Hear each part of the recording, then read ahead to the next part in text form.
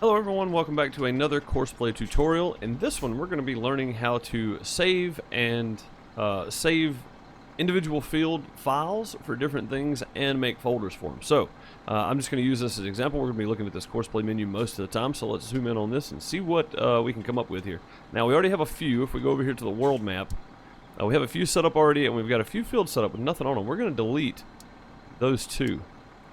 And we have two set up for field 5, and they're pretty much the same thing, which is okay. Now, we didn't save the course here from the last episode, but that's okay. We can make another one really quickly here. If we go there, go to field 17, which that is. Working width is 12 meters. Southeast, longest edge, one headland, which is exactly what I did, and we hit generate course. We can take a look at that. That's the same course from the last one, as you see there. We went over all that in the last one. If you missed it, go check that episode out. And kind of get current on it. This is more for saving files and things like that. Now, there is a little floppy disk looking thing right here. What is that? That's new. Advanced Course Generator Settings. That's new. I've never seen this before.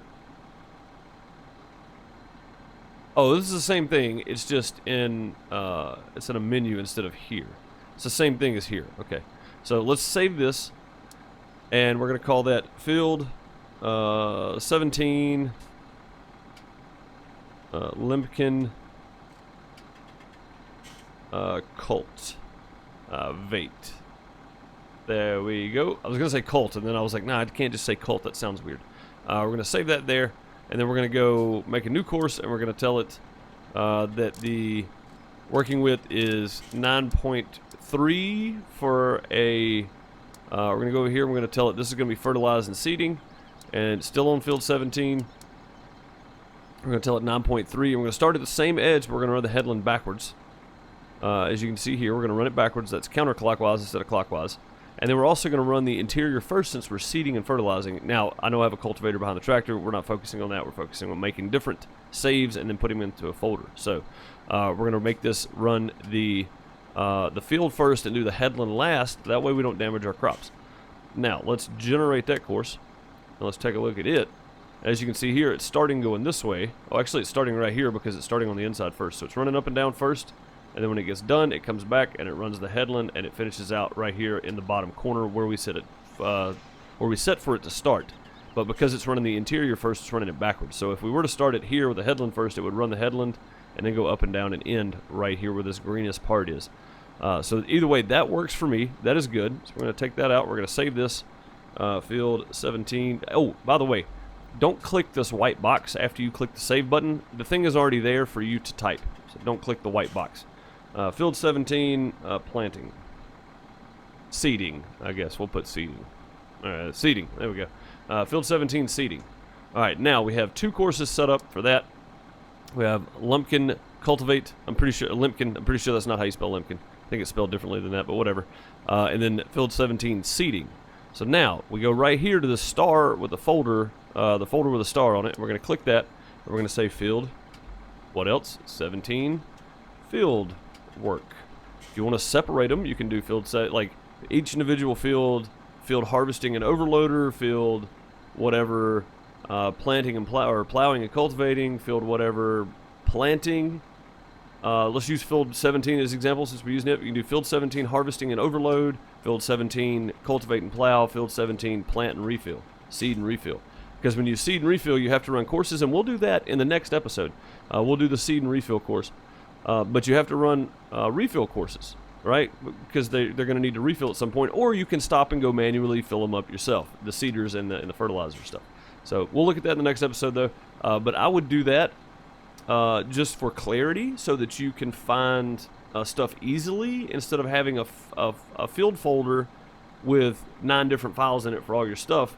You could set them differently, and we'll look at the other stuff in the next episode. Let's just call this one field work. There we go. So this is basic field work for the cultivate and the seeding.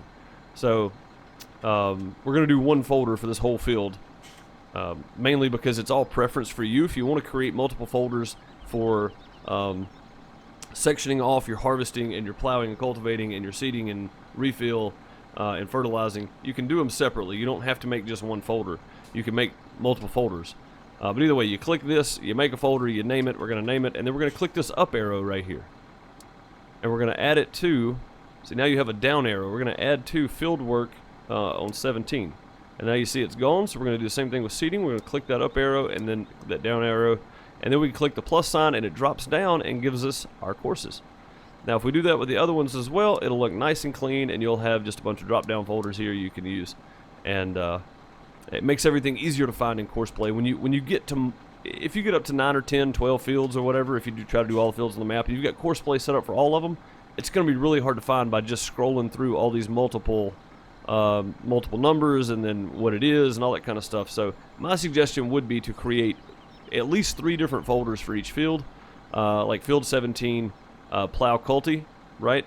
Field 17 harvest and offload, or field 17 harvest even, because you know your offload and overload and grain transport are going to be in that one. And then a field 17 seeding and fertilize. That way your seeding and your fertilize and refill runs are all in one folder. Your plowing and cultivating is in one folder, and your harvesting is in one folder. That just breaks it down even more so that you can easily find things. So if you know you're looking for field 17 harvesting, you can scroll down, find field 17 harvesting, boom, right there you go. If not, you got to go click on field 17 folder and then find the harvesting and the overloader run or the grain transport run or whatever else. So it's just easier kind of maybe to break it down into 3 folders. That's probably what I would recommend. But either way, guys, that's going to do it for this episode. I know this was a short one, but that was kind of the point. It was supposed to be short, kind of to the point on how to create folders. If you guys have any more questions, let me know in the comments below, and I will be I'll be happy to try to answer them. I'm not going to promise you that I'm going to give you the exact right answer. I'll get something close, and if I don't know, I'll just tell you I don't know, because I'm never going to try to tell you guys something that I'm not sure about.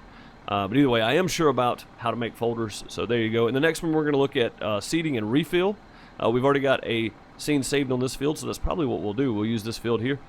If we can find something that's 9.3 wide for seeding, I don't know that we have anything. But either way, guys, that's going to do it for this. Hope you enjoyed it. Leave a comment, like, subscribe, all that kind of stuff. Come back if you want to see more tutorials on Courseplay 5. I hope you've enjoyed. Later, everybody.